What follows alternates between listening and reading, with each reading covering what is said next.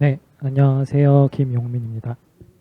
어, 세말자 선생님 다음에 하려니까 굉장히 부담이 되는데요. 그 까마득한 56년의 세월에 어찌 제가 비할 바.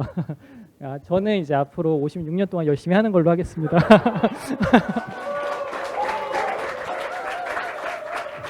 네, 저희가 준비한 거는 이제 저희의 그런 소송이 어떻게 시작이 됐고 지금은 어떻게 흘러가고 있는지를 준비해 보았습니다. 네, 어떻게 쭉 이렇게 연도별로 정리를 해봤고요.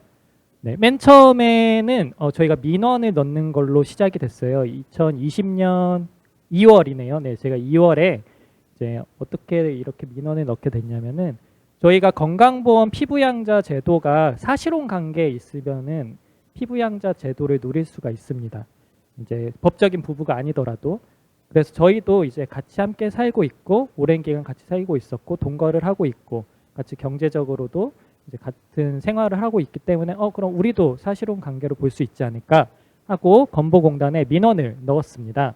네, 저희는 동성부부라 한국에서는 아직 혼인신고를 올리지 못하고 있습니다. 17년부터 동거하고 있고 19년 5월에는 결혼식을 올린 사실혼 관계에 있습니다. 저희도 다른 이성 부부들과 똑같이 피부양자 자격 취득 신고를 할 수 있는지요? 이렇게 하면서 제 정보를 같이 민원에 남겼는데요. 네, 답변이 왔어요. 사실혼 관계에 있는 배우자도 고객님의 피부양자로 취득이 가능합니다. 아래처럼 제출해서 신청하세요. 이렇게 친절하게 답변이 온 거예요. 그래서 저는 우리도 되는구나 해가지고 실제로 이 안내해 주신 대로 신청을 했고 며칠 뒤에 보니까 이렇게 건보공단 이게 홈페이지에 나와 있었던 건데요. 그때 당시에 제가 이제 직장 가입자고 성우기가 제 직장 피부양자로 가족으로 이렇게 등록이 됐었습니다. 그리고 자격 확인서를 발급해 보면 성우기가 이제 저의 배우자로 이제 등록이 됐었죠. 국가기관에서 정부기관에서 이렇게 저희 둘의 동성부부의 그런 관계를 이렇게 공식적으로 인정해 준 게 너무나 기뻤어요. 기뻤고 이 사실을 다른 사람들한테도 알려야겠다. 이거를 우리만 알고 있지 말고 우리만 기뻐하지 말고 우리와 같은 상황에 놓여 있는 다른 동성 부부들도 같은 혜택을 누리면 좋으니까 알려야겠다 해서 이제 인터뷰를 했습니다. 이제 한겨레를 통해서 인터뷰를 했고 저희가 한 8개월 뒤에 인터뷰를 했거든요. 8개월 뒤에 인터뷰가 나가고 그런데 이제 바로 이 인터뷰가 나가자마자 건보공단에서 연락이 왔습니다. 네, 그 동성 부부인지 모르고 신청을 받았다. 실수였다 하면서 그때는 딱 전화로 저희가 실수였으니 취소하겠습니다 하고 전화를 끊었어요. 이게 너무 황당하잖아요. 그래서 진짜 어떻게 되는 건지 모르겠어서 서류를 보내달라고 했어요. 공식적으로. 그랬더니 보낸 서류가 이건데요. 이제 관련 인정요건 미충족으로 접수된 서류를 반송하오니 확인하시기 바랍니다. 이렇게 하고 끝났습니다. 그리고 실제로 저희의 자격은 취소가 됐습니다. 네, 좀 황당하죠. 저희는 서류를 다 이제 만족하게 제출을 했고 저희의 그 차이점은 단순히 동성이라는 사실 딱 하나뿐이었는데 인정요건 미충족으로 이제 취소가 된 그런 사건이었습니다. 네, 그래서 2021년 2월에 저희가 이제 소송을 하면서 기자회견을 했었고요. 근데 아쉽게도 1심은 패소를 했어요. 이제 패소 결과문 중에 판결문 중에 일부를 가져왔는데요. 이제 판결문에서도 근데 이렇게 인정을 하긴 했습니다. 외견상 우리 사회 내에서 혼인 관계에 있는 자들의 공동 생활과 유사한 관계를 유지하며 네, 저희가 이제 소송 과정에서 저희 둘의 관계를 증명받기 위해서 뭐 청첩장도 내고 뭐 결혼식 사진도 내고 저희가 함께 살고 있다는 증명을 하기 위해 부단히도 했었습니다. 그래서 결국 법원에서도 인정은 했어요. 저희가 유사한 관계를 유지하며 살고 있다. 그래, 너네 그렇게 살고 있는 거 인정할게. 하지만 혼인은 그 자체로서 남녀의 애정을 바탕으로 일생의 공동생활을 목적으로 하는 도덕적, 풍속적으로 정당시되는 결합으로 해석된다. 그리고 동성 간의 결합이 남녀 간의 결합과 본질적으로 같다고 볼 수 없으므로 너희 둘의 관계는 인정할 수 없어 라는 판결을 받았습니다. 네, 1심 패소를 한 것이고요. 그리고 마지막으로 이제 그 판결문 말미에 이제 이것은 입법의 문제다. 구체적인 입법이 없는 상태에서 해석만으로 곧바로 혼인의 의미를 동성간 결합에까지 확대할 수는 없다. 하면서 이제 사법부는 이 문제를 입법의 영역으로, 핑계죠 사실. 사법부에서 충분히 판결을 내릴 수 있는 건이었는데 입법의 영역으로 돌리는 그런 판결을 내린 거고요. 그래서 저희는 이게 22년 1월 7일 날 1심 선고 기자회견이 있었는데 패소하고 바로 이제 항소를 하겠다는 의지를 밝혔습니다. 그래서 22년부터 이제 2심에 들어갔고요. 2심이 진행되는 동안 우연한 기회를 얻어서 이제 국정감사에서 보건복지위 국정감사 때 저희가 참고인으로 출석을 해서 저희 이 사건의 부당함을 알리기도 했고요. 그리고 결국 작년 2월 21일 딱 오늘이거든요. 딱 작년 오늘이에요. 공교롭게도 오늘 이렇게 수상식이 있었는데요. 그래서 오늘 아침에도 이제 1주년 기념 기자회견을 해서 대법원의 판결을 촉구하는 기자회견을 하고 왔고요. 2심 선고에서 승소를 했는데 이제 아까 발언에서도 수상 소검에서도 말했던 그 항소심 판결문이 굉장히 다른 성소자 분들에게도 큰 울림을 준 그런 판결문 내용이 나왔습니다. 굉장히 아름다운 판결문이죠. 근데 이제 건보공단에서는 이제 바로 대법원에 상고를 했어요.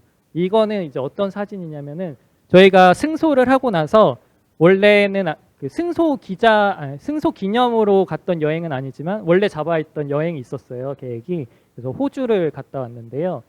저희가 승소하고 일주일 뒤에 호주를 갔습니다. 그때가 마침 호주는 키어 퍼레이드가 그때 열리는 기간이었어요. 그래서 키어 퍼레이드에서 큰 환대를 받고 이제 딱 귀국을 하는 그 당일 날 그 공항철도에 있는 그 광고판에서 딱 이 소식을 딱 접했어요. 정말 공교롭게도. 그래서 참 한국은 참 팍팍하구나. 귀국하자마자 대법원의 상고 소식을 들으면서 귀국을 했는데요. 어쨌든 저희는 계속해서 싸워야겠죠. 그래서 뭐 상고 소식을 듣고 계속해서 뭔가 활동을 이어갔습니다. 토론회도 하고 여러 가지 언론 인터뷰도 하고 커뮤니티 행사도 하고 이런 식으로 작년 한 해를 참 바쁘게 보냈던 것 같아요. 그리고 이제 5월 31일 날 한국에서 처음으로 혼인평등법이 발의되는 그런 일이 있었고요. 그 다음에 이제 한국에서도 이제 동성혼 법제화 캠페인을 본격적으로 이제 펼치기 시작을 했습니다. 이제 모두의 결혼이라는 이름으로 캠페인을 시작을 했고요. 그래서 뭐 이런 식으로 광고판에 관련한 영상을 광고를 하기도 하고요. 이쯤에서 저희가 왜 동성혼 법제와 혼인평등법이 요구되는지 그런 거를 조금 알려드리고자 해요. 현재는 이성 간에만 법률혼이 가능한데요. 혼인제도로 인해서 다양한 차별이 발생을 하고 있습니다. 동성 부부는 아무리 오래 함께 살고 또 서로를 돌보더라도 이제 법적으로는 남남인 거예요. 실제로 제 주변에도 20년 넘게 같이 살고 있는 그런 동성 커플들이 있는데 그들은 법적으로는 그냥 남남이기 때문에 아무런 서로에 대한 권리를 보장할 수 없고 권리를 보장받을 수 없고 의무를 행사할 수가 없는 거죠. 그래서 서로 사랑하고 함께 살아가는 이들의 관계가 이제 온전히 존중받지 못하게 되는 것은 이제 존엄성의 침해다 하면서 저희는 혼인평등법을 요구하고 있는데요. 구체적으로는 이제 유족연금이나 건강보험, 저희 같은 건강보험 피부양자, 주택, 임대차 승계, 뭐 세액공제 등 그런 세금 관련한 부분, 주거, 사회보장 등 정말 모든 제도에서 사실 모든 제도가 사실 한국은 굉장히 가족 중심적으로 이루어져 있잖아요. 그래서 이 제도에서 동성 배우자는 그 어떠한 권리도 보장을 받지 못하고 있고요. 또 동성 부분 중에도 이제 출산 또는 입양을 통해서 이제 자녀를 갖기를 바라는 분들이 많이 계세요. 실제로 작년에 이제 김규진 씨라고 이제 레즈비언인데 이제 출산을 하셨죠. 이제 그분은 이제 한국에서 안 되니까 외국에서 이제 아이를 그 정자 기증을 받아서 출산을 하신 레즈비언 커플분인데 그런 식으로 출산 또는 입양을 원하시는 분들이 계세요. 그리고 해외에서 이렇게 하고 있기도 하고요. 근데 한국에서는 법적으로 혼인 중이 아닌 사람이 인공수정과 같은 이런 보조생식술 등을 통해서 자녀를 낳기엔 참 어려움이 많고요. 입양은 더욱 안 되고요. 네, 그리고 이제 배우자가 아플 때 가족으로서 이제 의료 정보를 공유받거나 돌볼 수 있는 권리를 박탈당하고 있죠. 네, 그리고 배우자의 사망 시에도 상속을 받을 수 없고요. 네, 이런 식으로 뭔가 아플 때 배우자의 부재에서 굉장한 그런 권리의 부재가 있는 상황이고요.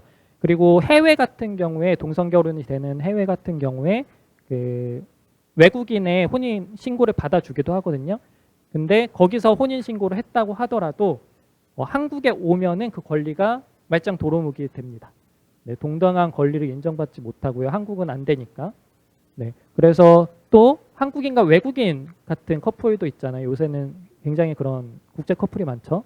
근데 이제 동성 부부의 경우에 아무리 그 외국인 중에 한 분이 그 해외에서 자기 나라에서 동성 결혼이 된다 한들 한국으로 오면은 배우자로서 체류 자격을 받을 수가 없어요. 네, 그래서 실제로 제가 아는 형님도 필리핀에 가서 이제 살고 계시는데 원래는 한국에 있으시다가 배우자가 필리핀 분이신데 체류 자격이 없는 거예요. 그래서 불법 체류자가 돼버려가지고 같이 그냥 필리핀으로 가버리셨어요. 네, 그런 식으로 실제로 있는 이런 뭔가 경우들인 것이고요. 네, 그래서 네, 지금 여기 성소수자 평등과 동성 부부들의 삶을 위해서 동성혼 법제화가 필요하다라고 저희는 이제 캠페인을 펼치고 있습니다. 그러니까 저희 동성 부부들이 저희가 이제 뭔가 대표적으로 작년부터 이제 계속 활동을 하고 있지만 자신의 모습을 드러내지 못하는 동성 부부들이 굉장히 사실 많이 살고 있거든요. 한국 사회에도. 이들은 정말 이웃으로 살고 있는 거예요. 하지만 이들은 관계를 인정받지 못하기 때문에 이제 배우자와 성별이 같다는 이유만으로 이게 제도로부터 배제당하는 것은 명백한 차별인 것이죠. 네, 그래서 저희는 동성결혼 법제화가 필요하다 하면서 이제 서명 캠페인을 펼치고 있습니다. 네, 이제 작년 11월부터 이제 서명 운동을 시작을 하고 있고요. 지금도 이제 진행 중에 있습니다.